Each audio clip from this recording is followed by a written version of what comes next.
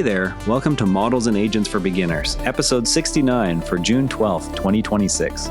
Today's AI news is pretty exciting, and I promise, no jargon. Let's go. Something wild just happened with your favorite food delivery app.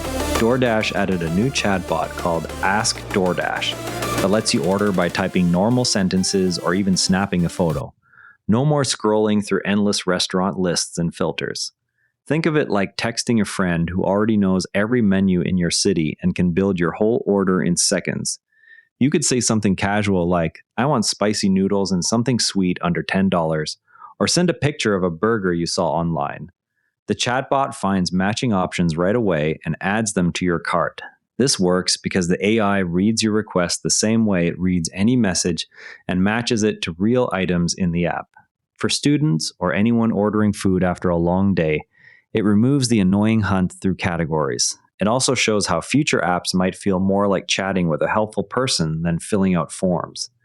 If tools like this spread, you might soon order almost anything online just by describing what you need.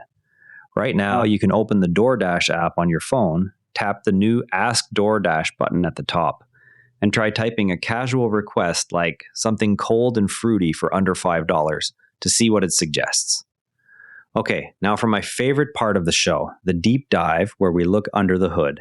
Today's concept is how chatbots turn your casual words into actual results. You know how when you're texting a friend, your phone sometimes guesses the next word before you finish typing?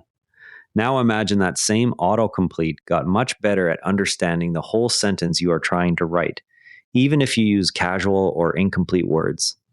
First, it breaks your message into small pieces it has seen millions of times before, like sorting puzzle pieces into groups.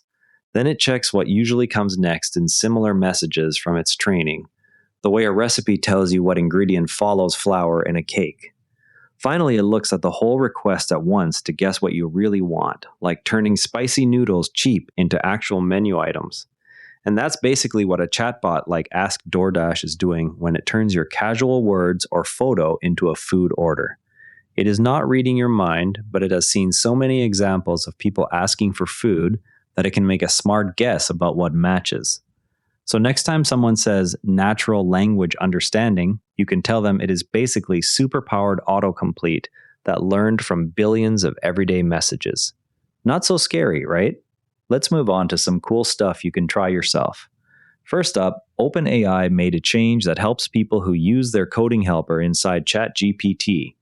Codex is the coding helper that can write or fix code for you. And now Plus, Pro, and Business users can bank their rate limit resets instead of losing them when they expire. Think of rate limits like tickets to a movie that disappear if you do not use them by a certain date. Now, you can save a reset for a busy day instead of feeling rushed. If you already have one of those plans, go to your account settings in ChatGPT and look for the new option to store resets. Try asking Codex to explain a simple Python script you found online, then save the reset for next time you need help with homework or a small project. Next, a free tool from Deezer now scans playlists on Spotify, Apple Music, and other services to spot tracks made by AI. More and more music online is created by computers, and you might want to know what is human-made versus machine-made. Anyone with a phone can try it without signing up for Dodger. Go to the Deezer website, find the AI detector tool, paste a playlist link from another service, and see what it flags. Now for quick bits, short stories that caught my eye. A Wired investigation examined Grok's image tools in detail. The review found these tools continue to host sexualized deepfakes of celebrities and public figures.